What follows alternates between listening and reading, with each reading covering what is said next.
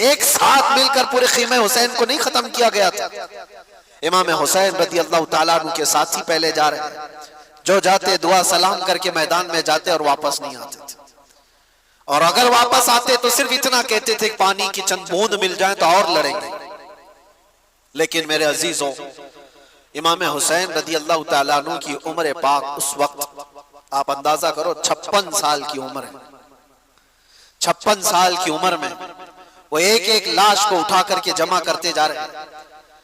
और जब बारी आई खानदान की, और खानदान में हजरत इमाम कासिम जो इमाम हसन के बेटे जवान थे 19 साल के, जब वो जा रहे थे तो इमाम अली मकाम ने उनको देख करके सिर्फ इतना कहा था, मेरे मरहूम भाई इमाम हसन की तुम यादगार थे। लेकिन ये सारी यादगारें एक के बाद दीगरे मैदान करबला की रौनक बनती जा रही थी। वो गए वो यजीदियों के दरमियान कितनी देर तक एक तनहा शेर लड़ेगा। ये सारे भेड़िए जब जत्थे के साथ हमला करते, तीरों से छलनी करके जख्मी करके गिराते और फिर सर को जिस्म से अलग कर देते थे। हजरत इमाम कासिम और हजरत अली अकबर जो हजरत इमाम हुसैन के बड़े शहजादे, उनकी भी उम्र तकरीबन 19 या 20 साल की उम्र। सोचो है नौजवानों, जिनकी उम्रें आज 20 साल के आसपास है, 18 साल 20 साल 22 साल। ऐ नौजवानों, तुम्हारी इस जवानी की जिंदगी में तुम रात भर गेम खेलते हुए बैठे हो, इंटरनेट चलाते हो, और इमाम हुसैन के शहजादे इस्लाम बचाने के लिए अपनी जानों को हथेली पर लेकर करबला में खड़े थे। कल क़यामत को क्या मुंह दिखाओगे उनके सामने? उनकी भी तो जवानियां थी, उनकी भी तो शादियां होनी थी। वो रसूलुल्लाह का घराना था, पूरे इस्लाम की इज्जत को बचाने के लिए वो करबला के मैदान में कुर्बानियां दे रहा है। वो मंजर मुझे याद आता है हजरत अब्बास अलम बरदार, हजरत इमाम अली मकाम के भाई हैं, सगे भाई हजरत अब्बास, मौला अली शेर खुदा के बेटे। इनको एक चीज बेकरार कर गई, वही मैं कह रहा हूं ना, अपनी तकलीफें बर्दाश्त कर सकता है आदमी, अपने अहले खाना अपने रिश्तेदारों की तकलीफ बर्दाश्त नहीं कर पाता। हुआ ये कि 9 साल की बच्ची हजरत बीबी सकीना, वो हजरत इमाम अली मकाम की छोटी शहजादी हैं, वो हजरत अब्बास से कहने लगी, चचा क्या आप जाकर के हमारे लिए पानी का इंतजाम कर सकते हैं? तो हजरत अब्बास से अब रहा ना गया, अपनी प्यास तो बर्दाश्त कर सकते हैं, बच्चों की प्यास के लिए कैसे बर्दाश्त करें? हजरत अब्बास कहते हैं कि बेटी सकीना मैं तेरे लिए पानी लाता हूं। या तवज्जो, वो गए, किसी तरह से वो जवां मर्दी जो हैदर कर्रार के शहजादों में वो कहीं नहीं मिल सकती। सारे इन यजीदियों के नरगे को फलानते हुए दरियाए फुरात पर गए भी और मशकेजा पानी का भर लिया। एक बात मैं आपको कहता हूं, 3 दिन के भूखे और प्यासे, वो भी तो भूखे और प्यासे थे, दरियाए फुरात पर पहुंच भी गए, पानी भर भी लिया। खीमा इमाम हुसैन पर पानी लाना ये बात की बात थी, लेकिन चुल्लू में तो खुद के पानी था, पहले खुद भी तो पी सकते थे। इमाम हुसैन के खीमे तक पानी पहुंचाने के लिए वो आए जरूर थे, लेकिन खुद भी तो 3 दिन के प्यासे हैं, पी लेते। चुल्लू भर पानी उठाया और फेंक दिया। कहा कि ये गैरत मेरी गवारा नहीं करती कि हुसैन के घर वाले प्यासे और मैं पानी पी रहा हूं। रसूलुल्लाह का लाडला नवासा प्यास में हो और मैं यहां अपनी प्यास बुझा रहा हूं, एक कतरा पानी नहीं पिया। ये कैसा ईमान था, कोई भी हो अपनी प्यास को बुझा लेता। लेकिन रसूलुल्लाह के इस घराने की कितनी मिसालें आपके सामने। हजरत अब्बास मशकेज़े से पानी लेकर के वो जब वापस लौट रहे थे, यजीदियों में शोर मच गया कि अगर ये पानी गया वापस तो लड़ाई लंबी हो जाएगी, हम मुकाबला नहीं कर पाएंगे हैदर कर्रार के शेरों का, किसी तरह से ये पानी खत्म कर। किसी जालिम ने आकर हजरत अब्बास के दाएं मोंडे पर तलवार मारी तो हाथ ही कट के गिर गया। ये कोई मैं ठोकर लगकर चमड़ी निकलने की बात नहीं कर रहा हूं, हाथ कट के गिरा हो जिसपे मशकेजा पानी का पकड़ा हुआ था। हजरत अब्बास ने कहा बाएं हाथ से उठा लेता, हिम्मत नहीं हारी, पानी मुझे सकीना को पिलाना है। जब वो दूसरे हाथ में पानी उठाकर दौड़ रहे थे तो यजीदियों ने ये हाथ को भी काट दिया। ये हाथ भी काट दिया। जिसके बाजुओं के दोनों हाथ काट दिए हो उसकी कैफियत क्या हो? क्या दर्द नहीं होता होगा? क्या तड़प नहीं होती होगी? लेकिन उनके अंदर एक ही धुन थी कि मुझे पानी पिलाना है खीमा हुसैन। जब वहां बच्चे प्यासे हैं, अपने दांतों से पकड़ लिया मशके से, कहा मैं इस तरह से जाऊंगा बगैर हाथों। यजीदी जालिमों ने देखा कि हार नहीं मानता है, तो तीरों से छलनी कर कर करके उस मशकेजे का पूरा पानी बहा दिया। हजरत अब्बास कहते हैं अब मेरी हिम्मत खत्म हो गई। हजरत अब्बास कहते हैं अब मैं नहीं जा सकता खीमा इमाम हुसैन की तरफ। गिर गए, जख्मों से चूर चूर थे, खून रस रहा हो दोनों बाजुओं से और पानी भी खत्म, सारी चीजें खत्म हो गई। तो जालिमों ने देखा कि अब्बास गिर गए जमीन पर, तो किसी यजीद ने आकर के आपके सीने पे नेजा मारकर शहीद कर दिया। ये वो मंजर था। इमाम हुसैन दौड़ते हुए आए अपने इस छोटे भाई को उठाने के लिए। इमाम हुसैन के सगे भाइयों में ये छोटे भाई अकेले थे। करबला के मैदान में आकर देखा तो दोनों बाजू कटे हुए हैं और पूरा जिस्म जख्मियों से चूर है और नेजा सीने पर लगा हुआ। आपने इमाम आली मकाम ने उनको उठाया और जानते हो ये एक ही मौका है जब रिवायत मिलती है इमाम आली मकाम ने अल्लाह की बारगाह में यूं अर्ज किया था, अपनी रीढ़ की हड्डी को पकड़कर, कमर को पकड़, अल-आन इनकसर ज़हरी, आज मेरी कमर टूट गई। भाई जब चला जाता है तो कमर टूट गई, लेकिन ये नहीं कहा कि ईमान टूट गया। जिस्म कमजोर हो जाता है लेकिन ईमान नहीं। इमाम आली मकाम आए वापस खीमे में, बीबी सकीना वैसी प्यासी थी, आपकी अहलिया वैसी प्यासी, आपके घर के बच्चे वैसी प्यासी। वह मंजर क्या अजीब मंजर है। मुझे बात याद आती, आज से 1 साल पहले जब मैं करबला के वाकयात में जेल के अंदर भी सुना रहा था, तो जो गैर मुस्लिम है वो भी रो रहे थे। गैर मुस्लिम जिनका ईमान नहीं है, इमाम आली मकाम के घराने की इन शहादतों को सुनकर वो भी रो रहे थे। ये सानहा ऐसा है। अंदर की बीवियों ने आकर इमाम आली मकाम से कहा कि मौला उनको तकलीफ हमसे है, दुश्मनी हमारे से, हमारा 6 महीने का जो नन्ना अली असगर है इससे तो नहीं है दुश्मनी, अब सीने में दूध सूख गया है, इस बच्चे को ले जाएं, शायद इसको कुछ पानी के कतरात वो हलक में डाल दें ताकि इसकी प्यास कम हो जाए। इमाम आली मकाम ने अपनी बीवी की बात सुन करके इस नन्हे अली असगर को उठाकर मैदान में तशरीफ लाए थे। एक बात याद रखें, जिसके सर पर हवस तारी हो उससे कभी कोई उम्मीद नहीं लगाई जा सकती, कभी रहम की उम्मीद नहीं कर सकते। इमाम आली मकाम ने यजीदियों को पुकार कर कहा, मेरे बच्चे ने तुम्हारे साथ कुछ नहीं किया, ये तो बोलता भी नहीं, 6 महीने का है, लेकिन देखो इसकी माँ के सीने से दूध सूख गया है, तुम इसको कुछ पानी पिला दो। जालिमों ने इमाम अली मकाम की तकरीर सुनकर के दूर से तीर चलाया और वो तीर सीधे अली असगर की गर्दन पे आकर लगा। निशाना ऐसा था कि हल्कों पर आकर लग गया और खून का फव्वारा इमाम अली मकाम के चेहरे पर आकर पड़ा। वो कैसा मंजर होगा जब बाप अपने बेटे की लाश को लेकर खड़ा हो। जल्दी से इमाम अली मकाम ने अपने बच्चे को छुपा लिया, सीने से लगा लिया, चेहरे से खून को साफ किया। ये नहीं कि मातम करूं, रो दो, चिल्लाऊं। अल्लाह की बारगाह में इतना कहा कि मौला मेरी ये छोटी कुर्बानी को भी कबूल फरमा। 6 महीने का बच्चा जिस बाप की गोद में शहीद हो चुका हो उसका क्या हाल होना चाहिए। सीने से लगाया, बच्चा हिचकियां लेते हुए खामोश हो चुका था। लेकिन सबसे बड़ा कठिन मरहला यह था कि बच्चे को मां के हवाले भी तो करना है। जब वो खीमे की तरफ लेकर के आए तो खीमे की खवातीन ने पुकार करके कहा, मौला इमाम हुसैन लगता है कि बच्चे को पानी पिला कर लाए, इसलिए कि बच्चे के रोने की आवाज नहीं आ रही, बच्चे के चीखने की आवाजें नहीं आ रही। दूर से खवातीन ने पूछा इमाम अली मकाम से कि मौला क्या बच्चे को उन्होंने पानी पिला दिया। इमाम अली मकाम ने कहा हाँ, उन्होंने ऐसा पानी पिलाया कि इसके बाद तुम्हारा बच्चा कभी पानी नहीं मांगेगा। इसलिए कि इसके मुकद्दर में यहाँ का पानी नहीं था। इसको पानी ये जालिम क्या पिलाते, इसको पानी तो रसूलुल्लाह के हाथ से पीना था।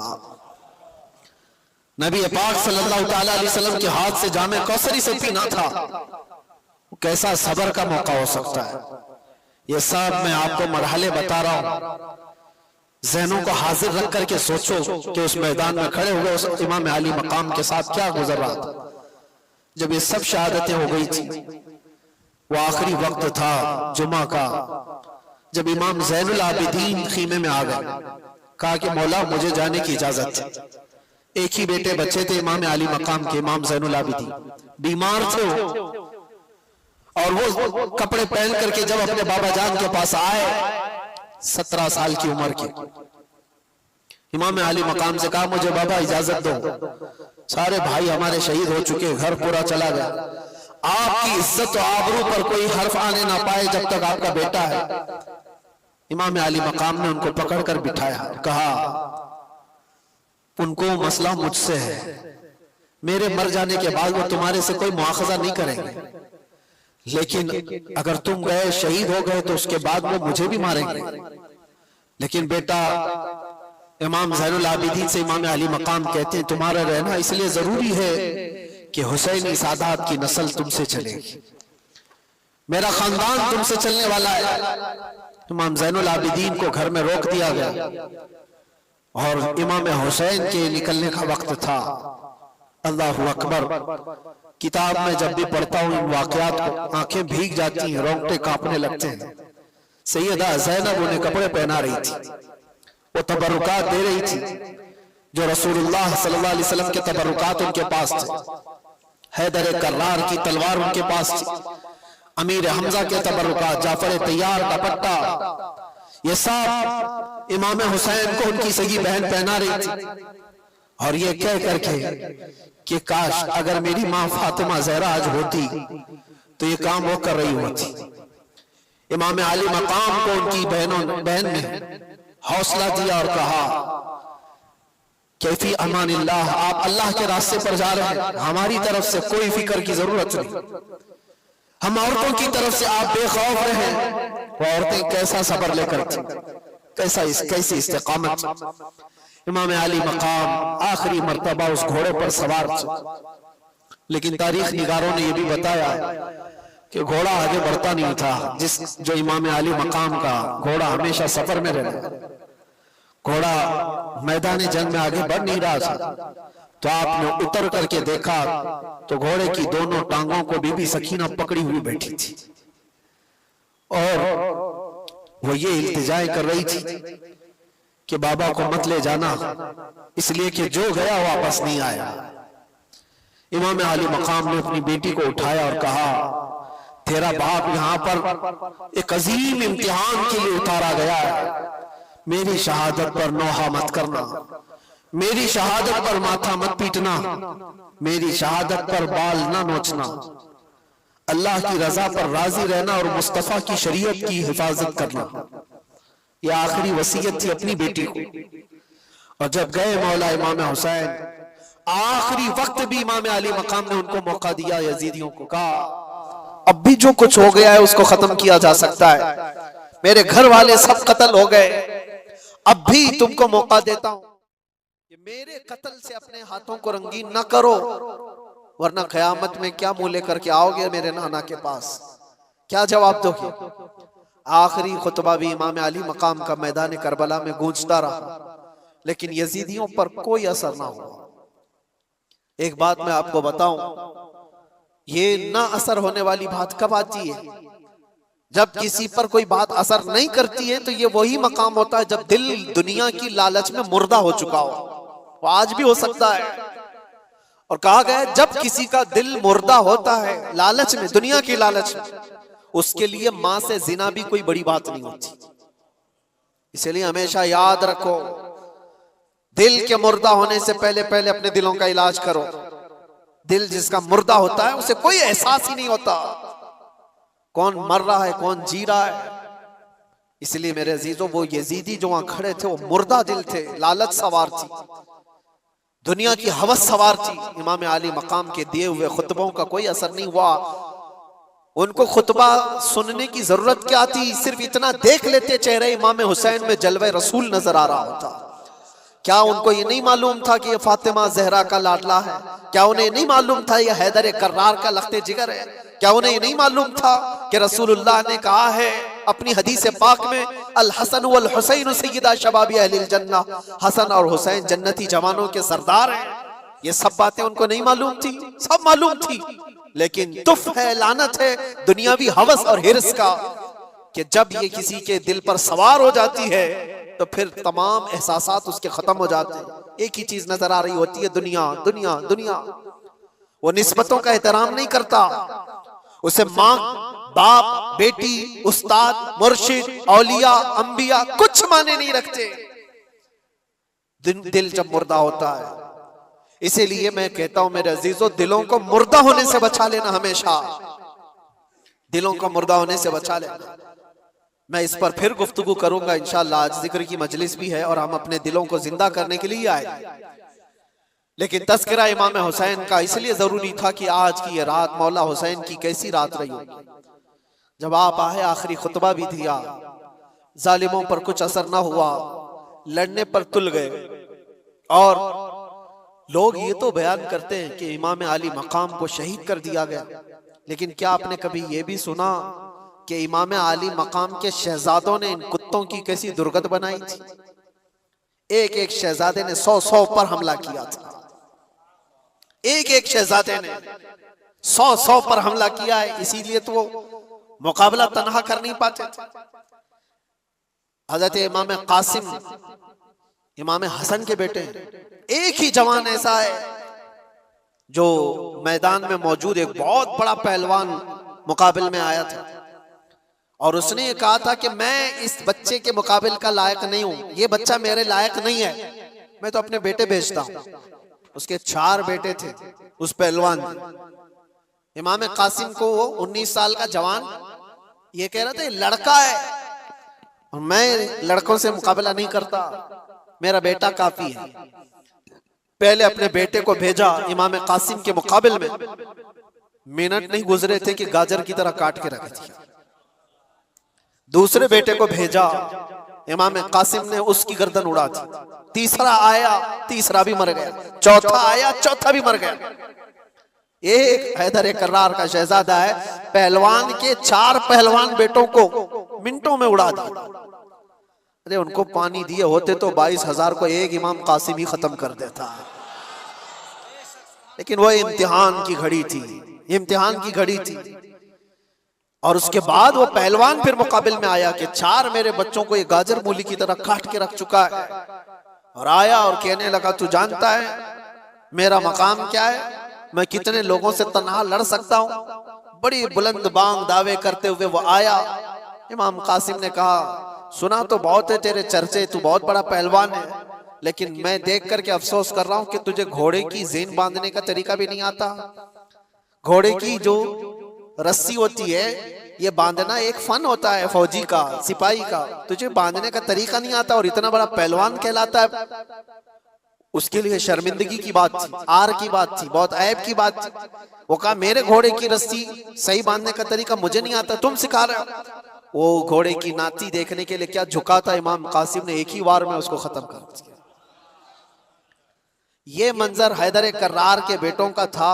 मैं आपको इसलिए बता रहा हूं कि सिर्फ और सिर्फ शुहदाए कराम की शहादत ही नहीं, ये भी बताओ कि मारा भी कैसे। इमाम हुसैन का जज्बा सिर्फ ये नहीं कि कुछ आ जाए तो मर जाओ, कट जाओ, नहीं। इमाम अली मकाम ने कहा है कि मर जाना और कट जाना ये मुकद्दर में होगा, अल्लाह ताला ने लिखा होगा तो होगा, लेकिन उस वक्त के आने से पहले पहले तक अपने ज़मीर का सौदा करके किसी से हाथ मिलाना ये हुसैनी ईमान नहीं है। जब तक दम में दम है मुकाबला करो, हाथ तुम्हारा होगा, मार अल्लाह की होगी। मुकाबला करो। कभी ये मत सोचना कि मैं तन्हा कुत्तों में घिर गया हूं। कोशिश तो करके देखो, होता है मेरे अजीजों, बहुत मकामात पर हाथ तुम्हारा होगा, मार अल्लाह की होगी। और इमाम हुसैन, इमाम अली मकाम जब मैदान करबला में आखिरी वक्त उन जालिम कुत्तों से लड़ रहे थे, एक दो नहीं कितनों को ढेर किया था। 3 दिन का प्यासा, 56 साल का रसूलुल्लाह का बेटा, कितनों को वो मौत के घाट उतार रहे थे। फिर ऐलान हो गया कि अगर इनके मुकाबले में इस तरह जाते रहोगे तो ये सब कटते रह जाएंगे, शाम तक शायद सफाया हो जाए, घेर लो इनको, तीरों से छलनी करो। पहले हर तरफ से तीरों की बारिश शुरू हो गई। इमाम अली मकाम के पूरे जिस्म में जगह जगह तीर आकर लगने लग गए। बाज तारीख निगारों ने कहा है कि 72 से ज्यादा तीर लगे हुए थे। 72 तीर किसको कहते हैं? और आप इतने ज्यादा तीर जब जिस्म पर लगे तो घोड़े से आप उतर आए। ये वही वक्त था, जुमा का वक्त, आशूरा का 10वीं मुहर्रमुल हराम। इमाम अली मकाम जैसे ही उतरे सजदे में गिर गए। सजदे में जैसे ही गिरे, उन जालिम कुत्तों ने सोचा इससे बेहतर मौका नहीं है। खोली और शिमर जैसे इन जालिमों ने इमाम अली मकाम की पीठ पर अपना पांव रख करके आपके सर मुबारक को जिस्म से अलग कर दिया। इन्ना लिल्लाहि व इन्ना इलैहि राजिऊन। लेकिन मेरे अजीजों, इमाम हुसैन रदी अल्लाह तआला अन्हु की इस शहादत उज़्मा पर जितना गम करो वो कम है, जितना गम मनाओ वो कम ही है। हम मानते हैं जिंदगी भर इस दुख को हम साथ लेकर जीते हैं, लेकिन साथ में उनका ये मैसेज भी तो लेकर के जाओ। आज लोग ये समझते हैं सिर्फ पट्टी बांध लेने से हुसैनी हो जाएगा। तुम पट्टी बांध करके दिखा रहे हो या हुसैन लिख करके? मेरे अजीजों, इमाम अली मकाम पट्टी बांधे तो नहीं थे, लेकिन दाढ़ी जरूर रखे हुए थे। हुसैन के नाम की पट्टी तो चेहरे पर आ गई, हुसैन के नाम की दाढ़ी क्यों नहीं आई? वो रसूलुल्लाह का शहजादा जो अपने अखलाक व किरदार के साथ मैदान करबला में आया था, साल भर ऐश कर रहे, नाच रहे, गा रहे, सब कुछ कर रहे हैं, और मुहर्रम में तुम्हें गमे हुसैन है। गमे हुसैन का हक वो अदा करता है जिसे पैगाम हुसैन की भी याद है। हुसैन क्यों शहीद हो गए थे? इसलिए कि इस्लाम हम तक पहुंच जाए, ये ईमान की दौलत बाकी रहे। ये जो आज आप रौनकें देख रहे हैं मस्जिदों की, क्या ये इमाम अली मकाम की कुर्बानी की बरकत नहीं है? आज पूरी दुनिया में मैं मानता हूं इस इस्लाम को आबियारी अता की है खूने इमाम हुसैन। इसीलिए कहा है कत्ले हुसैन असल में मर्गे यजीद है, इस्लाम जिंदा होता है हर करबला के बाद। इमाम अली मकाम का ये पैगाम याद रखो है नौजवानों, तुम्हारी जिंदगी में बहुत सारे ऐसे मौके आएंगे, बहुत सारे ऐसे मौके आएंगे, और यजीदी फितनों से तुम्हें दो चार होना पड़ेगा। लेकिन इसका मतलब ये नहीं है कि तुम सर छुपाकर भाग जाओ। मसलहतें अपनी जगह पर, हिकमतें अपनी जगह पर, तदाबीर अपनी जगह पर, लेकिन किसी पर अगर सवार हो जाए कोई चीज तो फिर हटना भी नहीं, हक के साथ कायम रहना यह हुसैनी ईमान है। हक के साथ कायम रहना यह हुसैनी ईमान। आज हमसे जो लोग ये कहते हैं, मैं मानता हूं कि हालात ऐसे हैं वैसे हैं, जरूर ऐसे वैसे होंगे, लेकिन अगर सब चीजों से बचकर की भी चले जाएं तो मशवरे देने वाले मुझे बताओ, मेरी जिंदगी की गारंटी दे दो कि कुछ ना बोलोगे तो 100 साल आप जी लेंगे। गारंटी दोगे? कोई है जो हमारी हयात और हमारी जिंदगी की गारंटी देगा? वो साहब भी यही कहेंगे गारंटी क्या, एक दिन की भी मैं नहीं दे सकता। जब नहीं दे सकते तो मशवरा क्यों देते हो? हमारी जिंदगी की गारंटी नहीं ले सकते अपने हाथ में तो ऐसी बुज़दिली का मशवरा न दो। हाँ, हमें मालूम है मौत तो हयात अल्लाह के दस्ते कुदरत में है।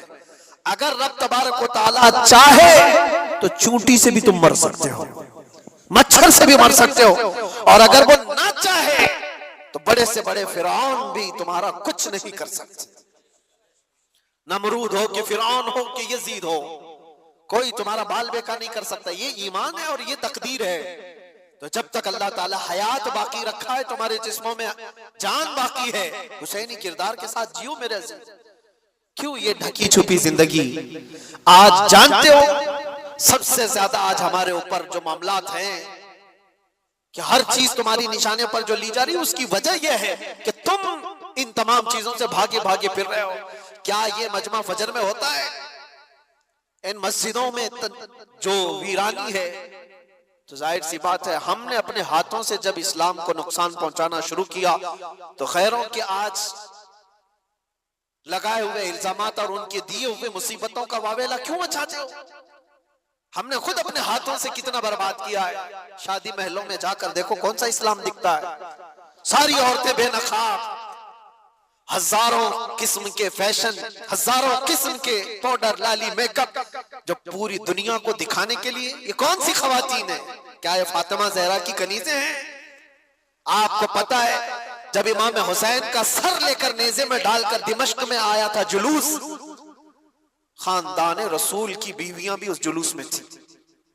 इमाम हुसैन की बीवियां, इमाम हुसैन की बहन, इमाम हुसैन की बेटी, सब उस जुलूस में कैदी बना करके यजीद के दरबार में ले जाए जा रहे थे। एक वाकया बताता हूं, जब दिमश्क पहुंचा ये जुलूस, नेज़े पर इमाम हुसैन का सर है और आगे लेकर चला जा रहा है काफिला, और साथ में औरतें भी हैं। दिमश्क में पूरा मजमा टूट पड़ा था ये मंजर देखने के कि करबला से लुटा हुआ काफिला आया है और इनको देखने के लिए सारे लोग मजमे के बड़ी तादाद में गलियों में खड़े थे। अब सोचो, जिसका तमाशा देखने के लिए पूरा शहर खड़ा हो, उसके सामने से गुजरना है। उस मजमे के बीच में एक बूढ़े सहाबी थे, रसूलुल्लाह सल्लल्लाहु अलैहि वसल्लम के सहाबी। वो देख करके रोने लग गए कि क्या मंजर है, मैंने इस सर को देखा था, ये सर वही है जिसको रसूलुल्लाह बोसा दिया करते थे। मेरे आका अपनी जुबान इनके मुंह में देते थे, इमाम हुसैन को अपना लुआब चुसाते थे। वो सहाबी देख करके दौड़ते हुए मजमे में आए। ये जो काफिला जा रहा था इसमें देखकर पहचान लिया बीबी सकीना को। तवज्जो चाहता हूं मेरे अजीज, बीबी सकीना को देखकर पहचान लिए कि यकीनन हुसैन की बेटी है। करीब आए, हिचकियां बन गई, कहा बच्ची हमारी जिंदगियां कुर्बान तुम्हारे घराने पर, हम कुछ नहीं कर सके, जालिमों की हुकूमत ने तुम्हारे बाबा को शहीद कर दिया। बच्ची बताओ, मैं मुल्क शाम में दिमश्क में रहता हूं, कोई हाजत हो तो मुझे बताओ। उस मौके पर जो भूखे और प्यासे कैदी आए हो अपनी हाजत क्या नहीं कह सकते थे?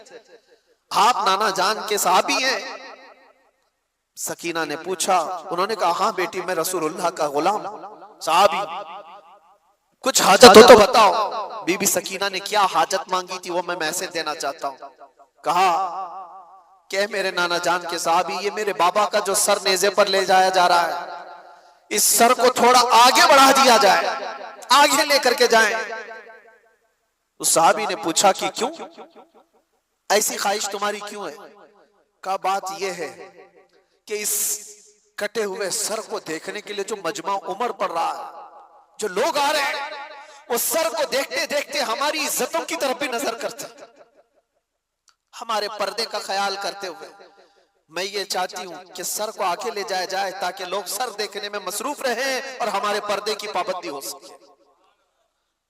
उस मौके पर अगर कोई अपने पर्दे की पाबंदी का ख्याल करती हो, ये घराना हुसैन का है जिसका पूरा घर लुट चुका हो, और उस वक्त 9 साल की बच्ची ये कहती हो मुझे मेरे पर्दे की फिक्र है। मैं अपनी बहनों से पूछता हूँ, घर की खवातीन से पूछता हूँ, तुम्हारा क्या लुटा है कि तुम बेपर्दा बाहर घूमती? तुम्हारे साथ क्या हुआ है? कुछ नहीं हुआ। कयामत के दिन उस बीबी सकीना का भी सामना करना है, फातिमा ज़हरा का भी सामना करना है। इन खवातीन को पता नहीं है इस्लाम का चेहरा जो बिगाड़ करके रखी है। दुनिया तुम्हें, ये हवस के पुजारी तुम्हें सिर्फ इस्तेमाल करना जानते हैं, कोई औरतों के हुकूक की बात नहीं करता। यह नाटक है, यह ढकोसला है जो वुमेन राइट की बात करते हैं। औरतों के हुकूक के हम अलंबरदार हैं, पासदार हैं। कौन सा औरतों के हुकूक? या औरतों के हुकूक की बात नहीं करते, औरतों को नंगा स्टेज पर नचाने की कोशिश करते हैं। ये सारे वो कुत्ते हैं राल टपकाते हुए औरत को नंगा देखकर मजे लेना चाहते हैं, और हमारी बच्चियों को ऐसा लगता है कि ये आजादी है। आजादी है? आजादी नहीं, ये जहन्नमी जिंदगी है। अल्लाह ने तुम्हें अशरफुल मखलूकात बनाया, तुम जानवरों की तरह जिंदगी गुजारना चाहते हो। जानवर तो कपड़े नहीं पहनते, और यहाँ औरतों को ऐसा लगता है जितना शॉर्ट लिबास पहनेंगे उतना फैशन है, जितना कम कपड़ा पहनो तो फैशन है। कम कपड़ा पहनना अगर फैशन है तो कुत्ते और जानवर जो भैंस है वो तुम्हारे से ज्यादा फैशनेबल है, वो तो एक भी कपड़ा नहीं पहनते। क्या नंगा रहना कोई फैशन है? उम्मत मुस्तफा के ईमान को गारत करने के लिए दुनिया फैशन के तौर तरीके बनाती है। माँ और बहनों की आज इज्जत लूटी जा रही है, इसकी वजह क्या है? काश इस्लामी पर्दे की हिमायत की होती है, इनकी इज्जतें महफूज होती। ऐ नौजवानों, एक बात याद रखो, मैं यहाँ से पैगाम औरतों को दे रहा हूँ जरूर, लेकिन एक हदीस ये भी सुना कर जाता हूँ। अल्लाह के नबी सल्लल्लाहु अलैहि वसल्लम ने फरमाया, दयूस जहन्नमी है, दयूस जहन्नमी है, दयूस जहन्नमी है। 3 बार मुस्तफा करीम सल्लल्लाहु अलैहि वसल्लम ने फरमाया। तो सहाबा ने पूछा, या रसूल अल्लाह, कौन है दयूस? मेरे आका ने फरमाया, वो मर्द जहन्नम में जाएगा जिसकी औरत बेपर्दा बाहर घूमती है। तो मर्द के लिए हुजूर ने फरमाया, मर्द जो अपनी औरत को बेपर्दा बाहर घुमाता है वो जहन्नम में जाएगा। तो जो बेपर्दा औरत है उसका अजाब क्या होगा? इमाम आली मकाम का घराना वो नहीं है जो अपने घराने को बनाए हुए हो। दास्ताने करबला सुनना है तो पैगामे करबला भी सुनो। सिर्फ कत्ल हो गए, कट गए, मारे गए, शहीद हो गए, ये सिर्फ और सिर्फ करबला के मैदान का पैगाम नहीं है। पैगामे करबला हकीकत में ये है कि चाहे हमारा सब कुछ लुट जाए, दामन मुस्तफा पर कोई उंगली उठा ना सके। आज हजारों उंगलियां तुम्हारी तरफ क्यों उठ रही हैं? तुम नशा करते हो, तुम शराब पी रहे हो, तुम चरस गांजे न जाने क्या क्या चीजें करो, उंगलियां तुम्हारी तरफ उठाई जा रही।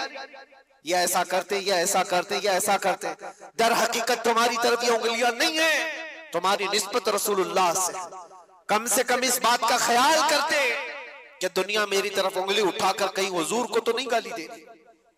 आज नबी पाक सल्लल्लाहु ताला अलैहि वसल्लम तक जो ये जालिम उंगलियां उठ रही हैं, उसकी वजह कुछ अमाल है, बुरे अमाल है। तौबा करो। मेरे मुस्तफा करीम सल्लल्लाहु अलैहि वसल्लम जिस तरह तुम्हें देखना पसंद करते थे वैसे बन जाओ, बस ये जिंदगी है। बस इस पैगाम के साथ अपनी जिंदगियों में तब्दीलियां लाओ। ऐ जवान, तब्दीलियां लाओ। आज से तकरीबन 100 साल पहले की बात है, आजादी हिंद के मौके पर, हिंदुस्तान की आजादी से पहले की बात है। मैं नागपुर गया हुआ था, बहुत बड़े मुफ्ती साहब ने ये बात मुझे बताई थी। अली बरादरान मशहूर हैं आजादी के मौके पर, जो गदर हुआ था 1857 के मौके पर। उस वक्त भी बहुत सारे मामला पेश आए थे। अली बरादरान 2 मौलाना लोग, उन्होंने एक पैगाम दिया था 5 से 15 मिनट के लिए। नागपुर स्टेशन पर बहुत सारे मुसलमानों का मजमा आया और उनसे पूछा कि आज के हालात में क्या करना चाहिए। उन्होंने सिर्फ 2 जुमलों में कहा था, मैं कोट कर रहा हूं सिर्फ इस बात को इसीलिए कि हकीकत है ये। कहा कि कुछ नहीं, सबको टोपी और दाढ़ी कंटिन्यू पहनना चाहिए, टोपी कंटिन्यू पहनो और दाढ़ी कंटिन्यू रखो। कहा इसमें क्या मैसेज है? कहा तुम्हें पता नहीं इसका रौब अल्लाह ताला दिलों पर कैसा रखता है। तुम्हें कुछ करने की जरूरत नहीं, अखलाक रसूल में एक बार मलबूस हो जाओ। मेरे अजीजों, ना तुम्हें तलवार भाले नेज़े उठाने की जरूरत है, ना तुम्हें जंगो जिदाल की जरूरत है। तुम एक बार मुस्तफा करीम सल्लल्लाहु ताला अलैहि वसल्लम की सुन्नतों को अमल में ले आओ, ऐसी ही तुम्हारी चलत फिरत से कितने कीड़े मर जाएंगे। ऐसे ही तुम्हें अंदाजा भी नहीं है। अल्लाह तबारक व तआला इसका रौब रखा है, चेहरे रसूल का रौब है, दामन इस्लाम का एक रौब है। आपको उसका अंदाजा नहीं है, लेकिन दूसरों को अंदाजा है।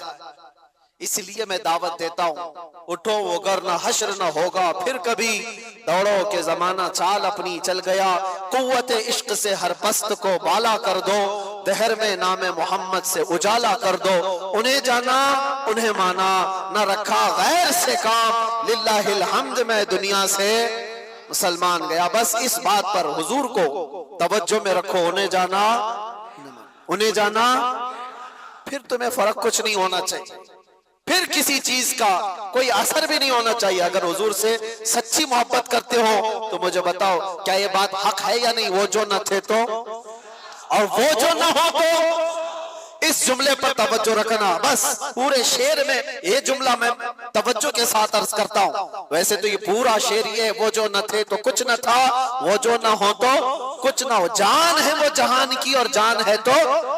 लेकिन इस पूरे शेर में सिर्फ इतना जुमला याद रखना, वो जो ना हो तो, बस वो जो ना हो तो हमारी जिंदगी कुछ नहीं। हमारे नाम के साथ वो जो ना हो तो, हमारी कब्र में भी वो जो ना हो तो, कयामत में भी वो जो ना हो तो, कहीं अजानों में वो जो ना हो तो, कुरान में वो जो ना हो तो, हर जगह पर ये जुमला याद रखना, वो जो ना हो तो। इसीलिए इकबाल ने भी कहा था, आबरू मां जना में मुस्तफा अस, हम सबकी इज्जत आबरू मुस्तफा के नाम से है।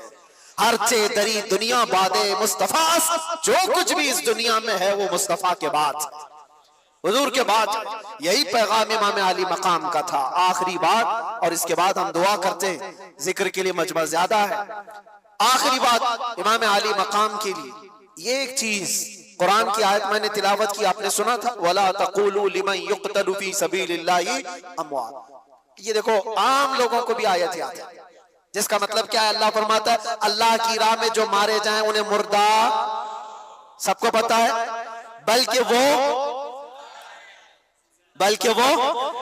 कौन कह रहा है? खालिक़े कायनात, वो कह रहा है बल्कि वो जिंदा है। तुम्हें उसका शऊर नहीं, तुम्हें उसका शऊर नहीं, तुम्हें अंदाजा नहीं वो जिंदा है। ये कुरान गवाही दे रहा है शहीदों की जिंदगी। अब मुझे बताओ इमाम हुसैन जिंदा है या नहीं? तो जिंदा जावेद का हम मातम नहीं करते, जिंदा जावेद का हम। खैर, मुझे जो बात अर्ज करनी है, एक तरफ तो कुरान की ये आयत है, और एक तरफ दूसरी आयत मैं आपको बताता हूं 20वें पारे में अल्लाह अपने रसूल से फरमा रहा है, ये अबू जहल, ये उतबा, ये शैबा, ये सब जितने दुश्मनाने रसूल है, इन्नका ला तुस्मिउल मौता वला तुस्मिउस सुम्मा दुआ, ऐ रसूल आप इनको अपनी बातें सुना नहीं सकते, इसलिए कि ये गूंगे बहरे मुर्दा हैं। अल्लाह फरमा रहा क्या है? वो मुर्दा है। किसको मुर्दा कह रहा है? वो चलते फिरते भी हैं, खाते पीते भी हैं, उठते बैठते भी हैं, बातचीत भी करते हैं। और कुरान क्या कह रहा है? वो मुर्दा है। और एक तरफ करबला के मैदान में आओ, हाथ अलग है, पैर अलग है, जिस्म अलग है, धड़ अलग है, गर्दन अलग है, कुरान कहता है वो जिंदा है। कुरान क्या कहता है? और दूसरी जगह पर तो अल्लाह ने और भी उससे बुलंद बात फरमाई, वला तहसबन्नल्लज़ीना कुतिलू फी सबीलिल्लाहि अमवाता, बल्कि उनके मुर्दा होने का गुमान भी मत करो। कहना अलग बात है, सोचना अलग बात है। पहली आयत में क्या था? मुर्दा ना कहो। दूसरी आयत में अल्लाह फरमाता है मुर्दा सोचो भी मत, सोच में भी ना आए तुम्हारे क्यों मुर्दा है। अब ये फलसफा समझ में आता है? जो चल रहा है, फिर रहा है, खा रहा है, पी रहा है, अल्लाह फरमा रहा है वो मुर्दा है, उन्हें कुछ सुना नहीं सकते आप। और जो कट के टुकड़ों में बदल गए, अल्लाह फरमा रहा है मुर्दा, सोचना भी मत, वो जिंदा है। कुरान से पूछो फिर जिंदगी और मौत कहते किसे? जिंदगी और मौत क्या है? कुरान के फलसफे के एतबार से तुम्हें ये जवाब मिलेगा, सिर्फ और सिर्फ रूह निकल जाने का नाम मौत नहीं, और चलने फिरने का नाम भी जिंदगी नहीं। चलने फिरने का नाम भी जिंदगी नहीं, और रूह निकल जाने का नाम भी मौत नहीं। हकीकत में मौत और हयात क्या है? सुनो कुरान के फैसले में कि अगर नबी पाक की दुश्मनी पालकर बादशाह की कुर्सी पर भी बैठ जाए वो मुर्दा है, और नबी की इज्जत का परचम उठाकर 1000 टुकड़ों में भी बदल जाए वो जिंदा है।